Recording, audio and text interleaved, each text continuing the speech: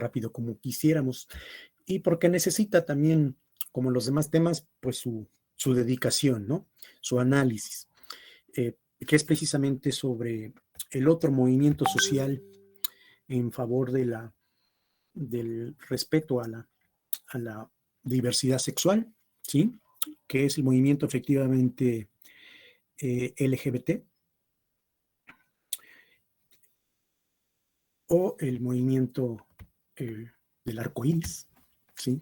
Por esa simbología, ¿no? que tiene este movimiento, como también lo tienen los demás movimientos, ¿no? Entonces, a eso nos vamos a dedicar, ¿sí? En esta ocasión, para lo cual, nuevamente, nos apoyaremos en el material que está en el Classroom, ¿verdad? Y también de una presentación que estuve diseñando, rediseñando, y que voy a subir también al Classroom para que igual la consulten, la revisen, la utilicen en un dado caso que sea el tema que les toque para el siguiente examen bimestral, y bueno, de esa forma ya estén igualmente empapados de este tema, ¿no? Pero me voy a apoyar, al igual que en la presentación, me voy a respaldar en el video que aborda este tema en, en 10 minutos, ¿sí? Es un tema, al igual que cuando hablamos del feminismo, también es abordado de esa forma compacta, y que me resulta también muy, muy ilustrativo, muy didáctico, sobre todo por la forma como aborda el tema, como el narrador aborda estos temas. Y lo voy a ir acompañando de esta presentación digital que también aborda esa misma temática. Este es el video, y ahorita me hacen ustedes favor, jóvenes, de comunicar si está a la vista. Nada más déjenme darle el respaldo correspondiente. Muy bien. A ver. De acuerdo. Muy bien. Bueno, me dicen por favor si ya lo pueden ver y escuchar. Cuando naces, todo el mundo espera de ti que si tienes vulva, te sientas mujer y te gusten los hombres. Y si tienes pene, te sientas hombre y te gusten las mujeres. Si no es así, entonces perteneces al colectivo LGTB. Y es que este colectivo lo componen las personas lesbianas, gays, transexuales, bisexuales, intersexuales y queers. Pero... Bueno, sí se escucha y se ve, ¿verdad, jóvenes? Nada más se escucha. Nada más escucha. Sí, maestro. No se ve. Ah, no se ve, permítanme. Entonces, déjenme maniobrar de nuevo, porque algo está sucediendo.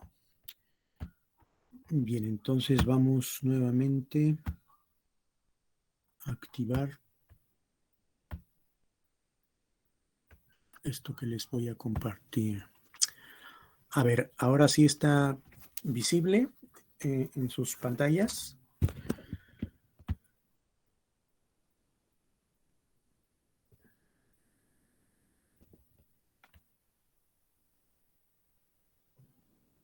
No, solo está el buscador de YouTube.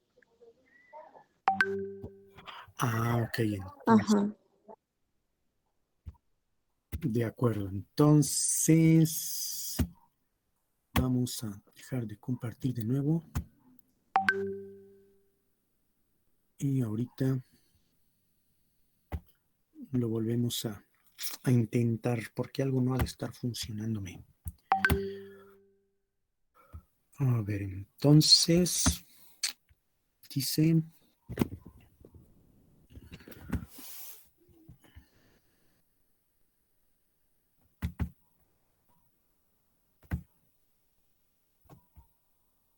A ver, ¿ya está listo?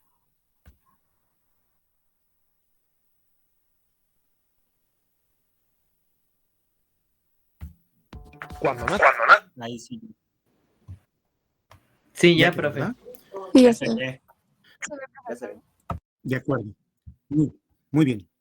Entonces déjenme bajarle un poco la velocidad porque como sí cumplen los 10 minutos, casi 11, se va muy rápido el comentarista. Muy bien. Bueno, pues iniciamos. Todo el mundo espera de ti que si tienes vulva te sientas mujer y te gusten los hombres. Y si tienes pene, te sientas hombre y te gusten las mujeres. Si no es así, entonces perteneces al colectivo LGTB. Y es que este colectivo lo componen las personas lesbianas, gays, transexuales, bisexuales, intersexuales y queers. Pero, ¿desde cuándo existen las personas que hoy denominamos LGTB? Pues bien fácil, desde siempre, desde la misma existencia del ser humano. Aunque eso sí, en cada época y cultura han sido consideradas socialmente de forma diferente. Pon atención que te voy a... Mande. Disculpe, profesor. Sí, sí puede compartir la presentación, pero si podría silenciar su micrófono un momento, es que se escucha el audio doble. De acuerdo, sí está la reverberación, ¿verdad? Muy bien, muy bien. Sí, claro que sí. Por favor. Entonces, Gracias, profesor. Me voy a... Si no, al contrario, gracias a ustedes, Ana Gabriela. Me voy a callar un momento.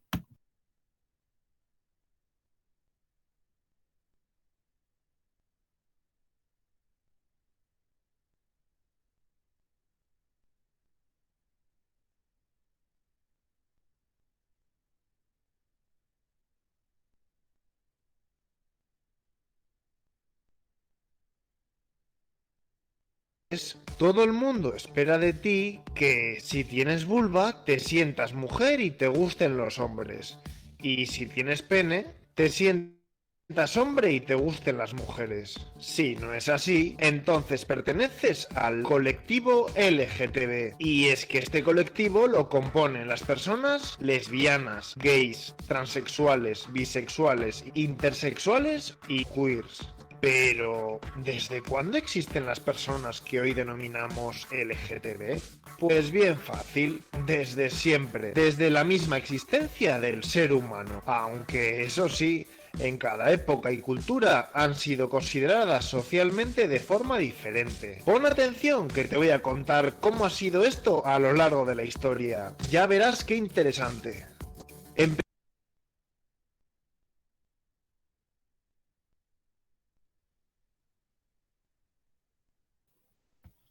Bien, entonces, así de entrada, como nos lo señala el comentarista, este otro colectivo, como se les denomina, ¿verdad? Esta otra expresión colectiva en favor del respeto a la diversidad sexual, que se convertirá en un movimiento social, ¿verdad? Sobre todo a partir del siglo XIX, como movimiento, como acción colectiva, como expresión social, y todo lo que hay anteriormente, como habíamos dicho, no son sino expresiones en favor de este derecho que se considera como tal, que se asume como tal, a elegir la identidad de género que mayor le convenga a la persona, ¿no? La mejor identidad sexogenérica que a la persona mejor le convenga. Y esto es algo que se ha dado desde tiempos inmemoriales, ¿no? Ese deseo del ser humano por elegir la identidad sexogenérica de su preferencia ha estado desde el mismo origen de la humanidad, ¿verdad? Y son las culturas, son las sociedades las que le han dado esta definición, esta catalogación de separación entre lo que es lo masculino y lo femenino, por diferentes razones que tienen que ver con cuestiones religiosas, con cuestiones culturales, con asuntos de carácter social, ¿sí? Incluso político, Pero es algo que debemos tener presente, que la diversidad sexual siempre ha existido, desde el mismo origen de la humanidad, ¿sí? Y es precisamente, como les decía, y lo comenta el propio narrador, es cada sociedad, es cada cultura, cada civilización en diferentes momentos de la historia la que le ha dado ese valor, esa determinación que puede ser excluyente, discriminatoria e incluso violentada, ¿no? Como lo vamos a ir viendo en este recorrido que vamos a hacer, ¿sí? Esa sería como una introducción que convendría hacer para abrir esto que también puede estudiarse como movimiento a través de las oleadas o de estas mareas, alegóricamente hablando, o como se le ha hecho o se hizo al analizar el tema de los feminismos, ¿no? También se habla de una primera, segunda y tercera ola del movimiento de la sexodiversidad, ¿verdad? Lo vamos a hacer de esta misma manera en el caso de este otro movimiento social, ¿sí? Entonces, igual vamos a continuar, voy a ir haciendo pausas y de igual manera a invitarlos a reflexionar sobre este asunto. Permítanme.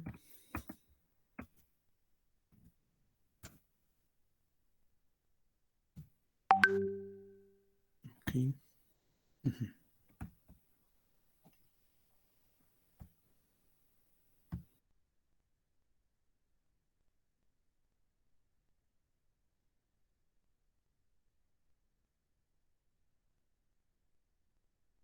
Desde el principio, hay evidencias de que ya en la prehistoria y en las primeras civilizaciones existen personas homosexuales, como el relato del héroe Gilgamesh de Babilonia, en el 4000 a.C., que cuenta la relación erótica que tiene con su compañero.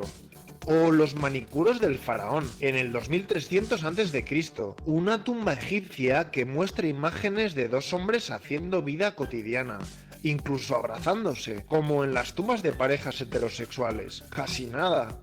Pero avancemos mejor hasta más o menos el siglo X a.C., a la antigua Grecia, que ya hay mucha más documentación. Bien, para empezar, tienes que saber que en esta época nadie se define como heterosexual u homosexual. De hecho, esos términos no existen. La sexualidad se vive más allá de todo eso, y se da por hecho que un hombre se va a sentir atraído por mujeres, pero también por hombres. Lo importante no es eso, sino el rol que adopta. Un buen griego debe adoptar el rol activo y dominante. Y una cosa más, cuando mantenga relaciones con otro hombre, este debe ser más joven o de clase social menor, normalmente un esclavo. Si es así, todo está bien. Al revés, está mal visto. Algo muy habitual en esta época es la llamada pederastia, la relación que existe entre un adolescente y un hombre mayor que hace de maestro. Se dedica a su formación y educación y con quien tiene relaciones sexuales. Aunque te sorprenda, entonces está muy normalizado. Pero acuérdate, este siempre debe ser el dominante y este el pasivo. ¿Hasta cuándo? Hasta que el adolescente deja de ser imberbe. A partir de entonces, seguir manteniendo relaciones está mal visto. ¿Y las relaciones homosexuales entre mujeres? Pues no están bien consideradas.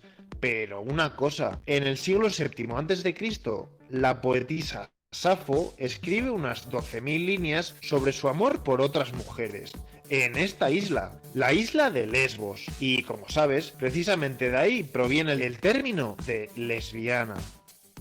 Seguimos con Roma. ¿Qué pasa ahí? Pues algo similar. La bisexualidad es la norma. Un romano puede tener sus amantes masculinos, pero siempre que adopte un rol dominante y activo, y lo haga con alguien más joven o de clase social menor. Eso sí, en Roma, estas relaciones son, digamos, más discretas. Se quedan en casa, sin exteriorizarlas tanto. Y además, la pederastia deja de estar bien vista y llega incluso a perseguirse. Fíjate, emperadores como Julio César, Trajano o Adriano practican la homosexualidad sin problemas, y Nerón llegó a casarse con 3 hombres. ¿Y las mujeres? Pues no se sabe mucho, pero se piensa que no tuvieron el mismo nivel de aceptación. Sociedades muy machistas, ya sabes. Ah, y algo importante, el emperador Heliogábalo es la primera transexual de la historia de la que se tiene constancia. Vistió como mujer y hasta quiso cambiar sus genitales quirúrgicamente. La situación cambia en el siglo IV después de Cristo. ¿Qué pasa? El imperio se convierte al cristianismo.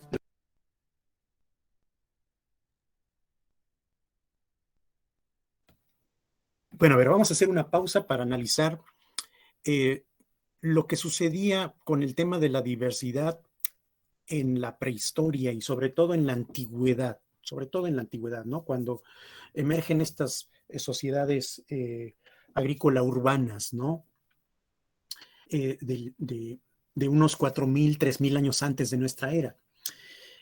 Esto nos hace pensar, o mejor dicho, les pregunto yo, a partir de esta información que nos ofrece el video y de los conocimientos previos que ustedes tengan al respecto, ¿cómo se imaginan que era visto el tema de la diversidad sexual por estas culturas de la llamada antigüedad? Desde las primeras culturas, decía yo, agrícola urbanas, Mesopotamia, ¿no? El propio Egipto, y ya no digamos las culturas posteriores, las culturas grecolatinas o llamadas culturas clásicas como Grecia, como Roma, ¿cómo era visto en general el asunto de la diversidad sexual, la convivencia sexual, ¿sí? La interacción sexual entre los seres humanos de aquella época? Y sobre todo, más allá de que me digan cómo era la práctica de la diversidad sexual, cómo era vista la diversidad sexual en estas culturas, qué significado tiene, qué importancia tiene, qué trascendencia tiene esta actividad que por lo que nos muestra el video resulta ser parte de la cotidianidad.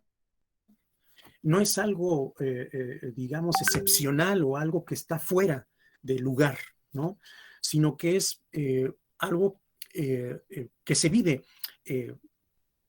de forma aceptada, ¿no? De forma, pues bien vista, ¿no? Tolerada, respetada incluso, con ciertos márgenes, con ciertas reglas, con ciertas normas, pero en general hay una forma de ver la convivencia sexual, la diversidad sexual entre aquellas culturas de forma total y absolutamente distinta a como se va a ver después, ¿no? Bueno, a ver, empecemos primero con Briseida, por favor. Sí.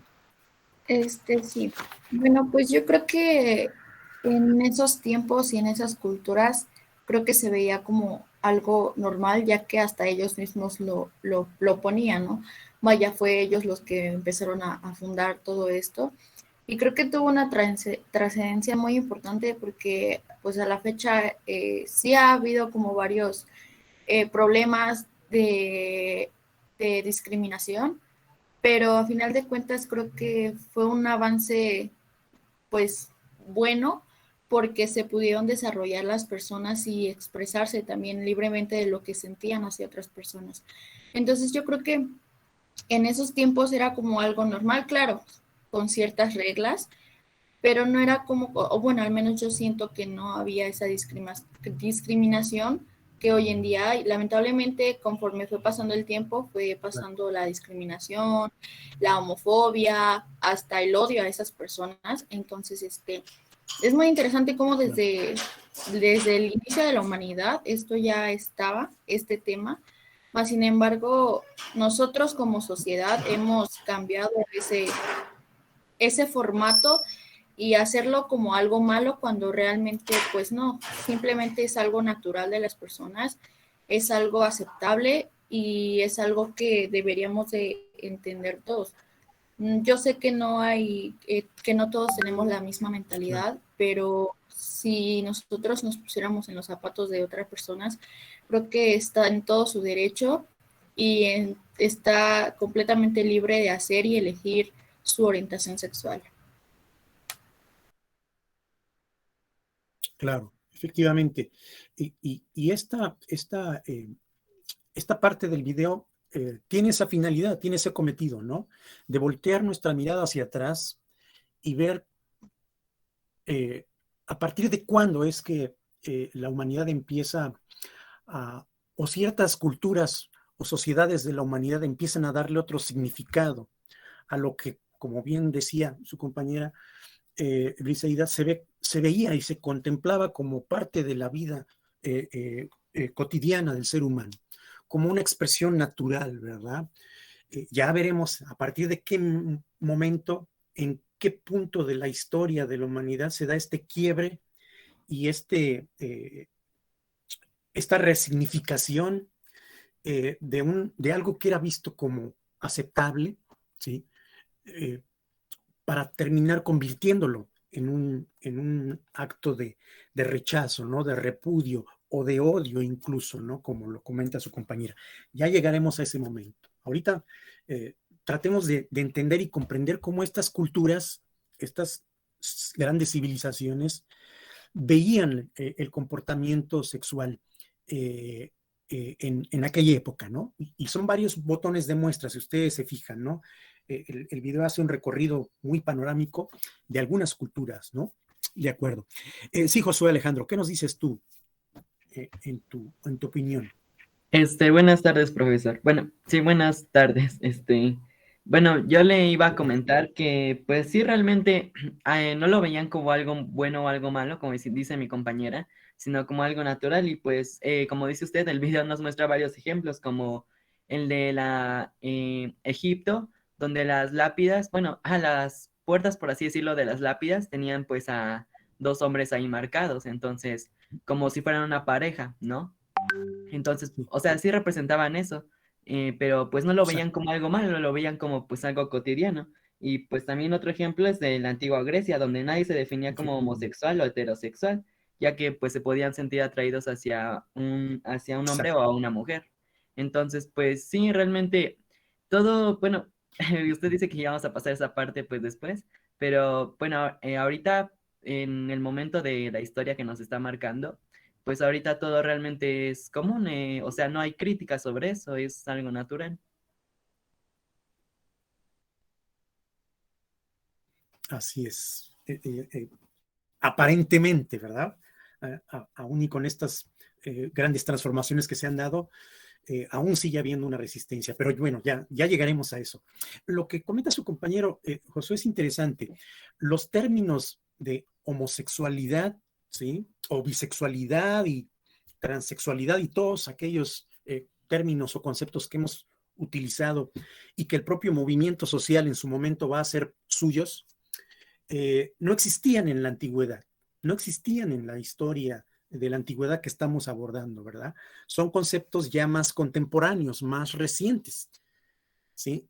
Y eso es lo que también nos debe ayudar a entender por qué era el tema de la sexualidad y de la diversidad sexual era tan aceptado y tan visto como algo natural, que no existían estas etiquetas, ¿no? Estas categorías para definir a una persona o a un grupo de personas a partir de sus preferencias sexuales de una manera determinada. Esos términos no son de la antigüedad, son recientes, y esto también nos marca un punto y aparte para poder darnos cuenta de que las catalogaciones o definiciones, el etiquetar a las personas de una manera es algo muy contemporáneo, muy reciente, ¿no? Y más tratándose de temas de carácter sexual, ¿no? Shauni, por favor, ¿qué nos dices tú al respecto? Yo opino que las personas anteriormente tenían una mentalidad más abierta que ahora, porque antes, como ya lo comentaban ustedes, pues lo veían como algo normal o más normal que por lo menos hoy en día, pero no sé, como que hubo algo que empezó a verlo, no, es que esto está bien y que esto está mal.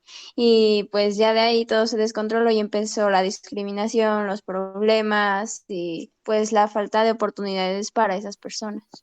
Pero pues como que otra vez se está tratando de normalizar esa situación como ya anteriormente estaba, pero pues si la mentalidad sigue siendo igual de cerrada, pues eso no va a poder mejorar.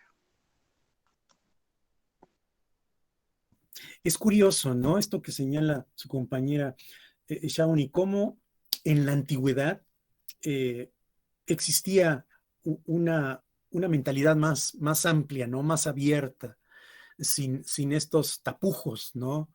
Sin estas restricciones que se van a dar después, ¿no? Uno pensaría, pues si es la época de la antigüedad, pues debería ser al contrario, ¿no? Conforme más va evolucionando la humanidad, más abierta debe ser su mentalidad, más extrovertida debe ser su forma de entender el comportamiento humano, y resulta todo lo contrario, ¿no? Que hay cosas en este proceso de la historia de la humanidad que resultan ir muy rezagadas, ¿no? Que hay elementos de la construcción histórica de las sociedades que no van al mismo paso de otros grandes avances, ¿no? Como los de la ciencia o la tecnología, ¿no? Hay cuestiones éticas y morales que parece que no van al mismo ritmo en cuanto a las formas tan distintas de ver a las sociedades, ¿no? Es interesante cómo en la antigüedad prejuicios, ¿no? Estereotipos estaban fuera de todo lugar, ¿no? Es interesante esta parte. Y bueno, una intervención más, Dulce, Areli, por favor. Sí, profesor. Bueno, como estábamos viendo ahorita en el video, al parecer antes no era mal visto, pero entre hombres, porque mencionan el hecho de que entre mujeres no se daba mucho. Y decimos, ay, qué bueno, pues no estaba mal visto, pero entre mujeres no estaba bien visto, estaba mal visto o ni siquiera se mencionaba, porque no se aceptaba. Y ahí se sigue viendo Claro. pues, ese hecho, ¿no? Del machismo y de que pues la mujer no puede hacer esas cosas. Exactamente. Y pues respecto a las Claro, etiquetas, claro. algo que mencionó mi compañero, creo que también se quiere normalizar mucho esto en la actualidad, pero pues a mí, bueno, desde mi punto de vista, con esas etiquetas siento que la sociedad se sigue separando mucho. Claro, claro, ya abordaremos ese asunto, ¿no? De cómo recurrir de qué tan válido, qué tan conveniente es utilizar estas definiciones, ¿no? Estas etiquetas y qué tanto no, ¿verdad? Que también ese es otro gran debate, ¿no? ¿Por qué terminamos haciendo clasificaciones, ¿no? De tal forma que resultan por momentos señalamientos, ¿no?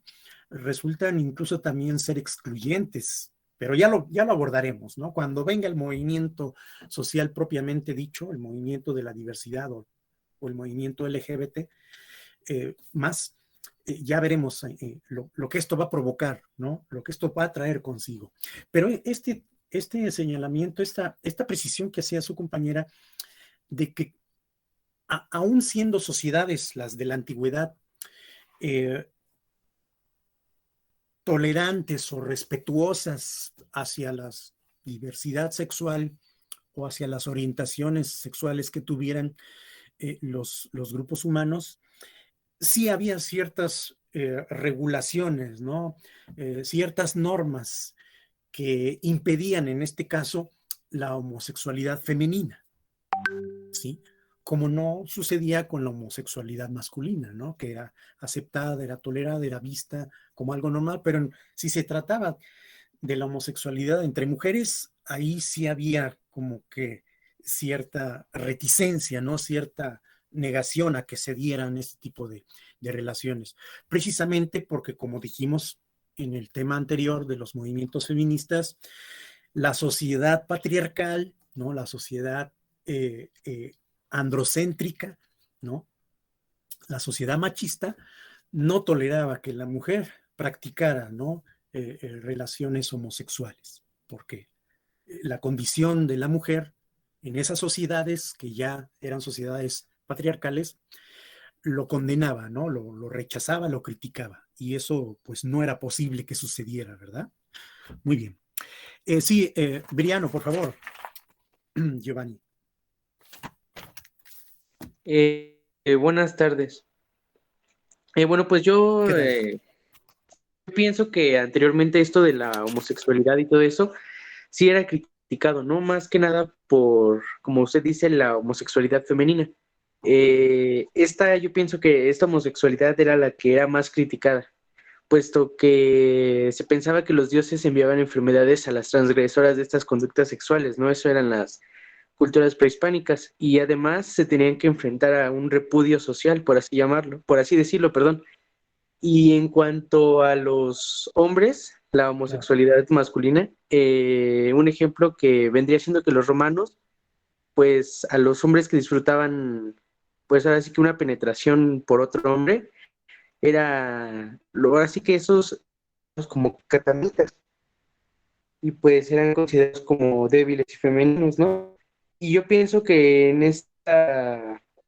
pues en esta época que los hombres tenían como que un poquito más de chance, por así decirlo, de pues de tener un poco más de diversidad sexual, ¿no? Hasta que podían ellos decidir cuántas mujeres tener, cuántos hijos tener, tenían hasta concubinas, ¿no? Y más los que tenían un cierto poder, como los gobernantes, pues tenían más oportunidades de tener esta diversidad sexual.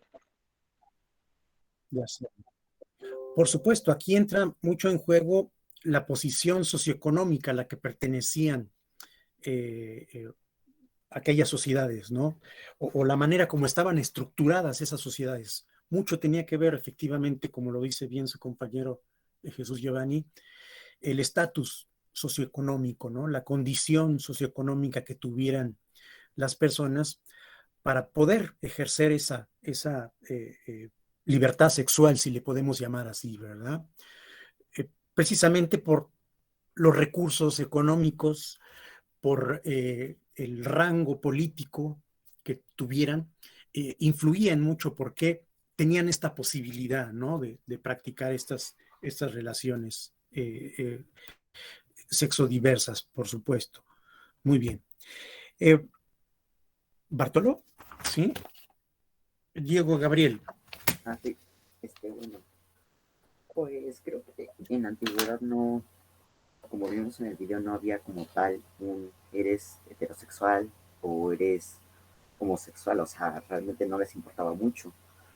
Y si bien esto lleva mucho tiempo por los registros que ha habido de los reyes que, bueno, pues tenían parejas hombres, y bueno, creo que se nota más un poco esta libertad en los hombres que en las mujeres, aunque con reglas un poco raras como el de Grecia, de que si querían tener relaciones con otros hombres debería ser de menor edad o de menor clase social, lo parece un poco, no sé, como raro.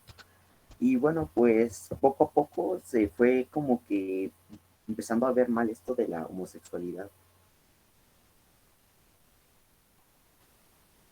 Claro, sobre todo con la llegada de un gran acontecimiento, de los grandes acontecimientos que se van a dar, sobre todo aquellos que van a marcar el fin de la Edad Antigua, que es la irrupción del cristianismo, ¿no? De esta religión monoteísta que va a marcar un punto y aparte entre las sociedades politeístas de la antigüedad, ¿no? Entre estas sociedades poligámicas que también eran, ¿no? Como lo estamos viendo y lo están comentando ustedes, ¿no? Esta disponibilidad que tenían, sobre todo gente de una posición socioeconómica acomodada, de tener varias parejas, ya sean masculinas o femeninas, y esto también va a representar un gran cambio con la llegada, decimos, del cristianismo, ¿no? Con la caída del mundo antiguo, sobre todo Roma, ¿sí? Que es la cultura que predominaba, la cultura dominante, y que va a culminar con una caída estrepitosa aproximadamente entre los siglos 4 y 5 después de Cristo, ¿sí? Cuando llega esta nueva religión monoteísta, junto con otras, ¿verdad? Porque no va a ser la única. Posteriormente van a integrarse otras más, como la religión judaica, ¿no? El judaísmo, y por supuesto el islamismo, que son estas tres grandes religiones monoteístas que en el tema de la sexualidad también van a tener una gran contribución, ¿no? Van a marcar las diferencias que se van a empezar a percibir posteriormente. Pero de eso y lo que viene hablaremos la próxima semana, ¿sí? Dado que el tiempo ya nos ganó. Les agradezco nuevamente su asistencia y pues nos volveremos a ver por acá de nuevo. Cuídense mucho y seguimos en contacto. Hasta luego, profe. Cuídese mucho. Lo Hasta queremos, luego. lo queremos. Gracias igualmente. Nos vemos. Muchas gracias. Nos pone 10. Muy bien, ya lo veremos.